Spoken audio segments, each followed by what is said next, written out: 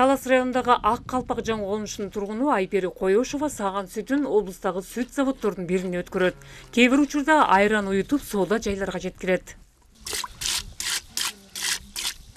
Кармановдун 4 баласы бар. Жолдошу экөө 2 баласына мамлекеттен жөлөк пул алчу. Өпчөп турмушта туруктуу иш баштай албай көп кыйналышты. Быйыл гана 100 000 сомдук сертификат алып, жашоосун өзгөрткөнүн айтат. Ушу жашоодон арганда сабашкаларга чыкчым, уяктачым, эмелерди кайда жумушчукта ошол иштечим да. Малды баккан аябай ырыс кешиктүү болот экен, аябай мындай жугумдуу да болот экен. Бура таап иштечилик мындай тап бирок мындай бир ушу 100 000 сом алганча уйду ала албай чыкты. Ушу 100 000 сомду кантип иштеп, ушу 100 000 сом биз үчүн аябай кымбат, эме көп болчу да. Анан ушу уй бактысыз каршы ушу уй бизге келип калды. Ушу Кудайдын буйругу окшойт. Анан ушу уйубуз аябай киреши болуп, ушу уй менен артынан мал келип атат. Кудайга шүгүр, баары жакшы азыр. Социалдык адистер келишим түзгөндөрдүн иши менен байма-бай таанышып турушат.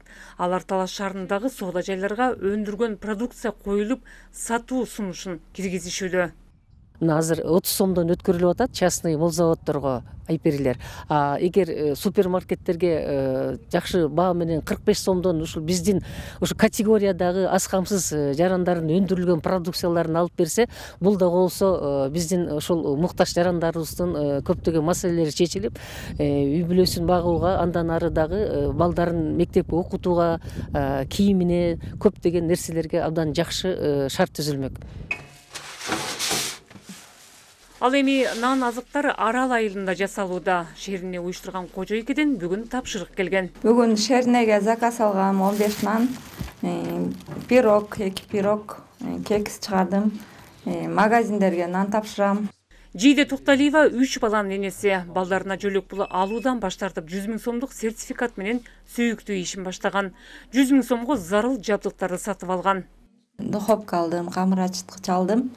Жакшы, кирешем жакшы болуп атат. Иштеп атам, буюрса, үй бүлөмдү камсыздаганга жетет. Талас району боюнча социалдык келишим түзгөндөр 153 адам болду. Бизде райондук өнүктүрүү фонду бар.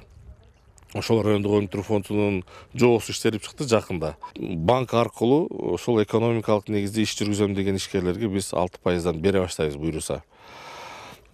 Ошол 6%дан биз биринчи кезекте ошол баягы 100 000 сом акча каражаттарын алып иштеп аткан ишкерлерге биз ошол каражаттан сөзсүз түрдө жардам беришибиз керек да.